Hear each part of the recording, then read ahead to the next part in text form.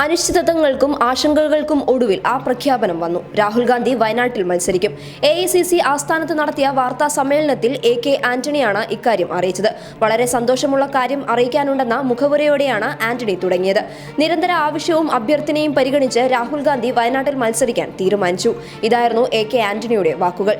നിർണായക കൂടിയാലോചനകളാണ് ദില്ലിയിൽ ഇന്ന് രാവിലെ മുതൽ നടന്നത്. ഒരാഴ്ച മുൻപ് തന്നെ രാഹുൽ വയനാട്ടിലെത്തുമെന്ന് അഭ്യൂഹങ്ങൾ ഉണ്ടായിരുന്നുവെങ്കിലും കോൺഗ്രസ് അധ്യക്ഷൻ മനസ്സ് തുറന്നിരുന്നില്ല.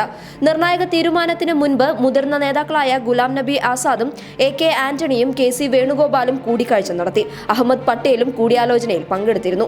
ഇപ്പോൾ തന്നെ സ്ഥാനാർത്ഥിത്വം വളരെ വൈകിയെന്ന വികാരമാണ് കോൺഗ്രസ് നേതാക്കൾക്കും പ്രവർത്തകർക്കും UDF നേതൃത്വത്തിന് ആകെയും ഉണ്ടായിരുന്നത്.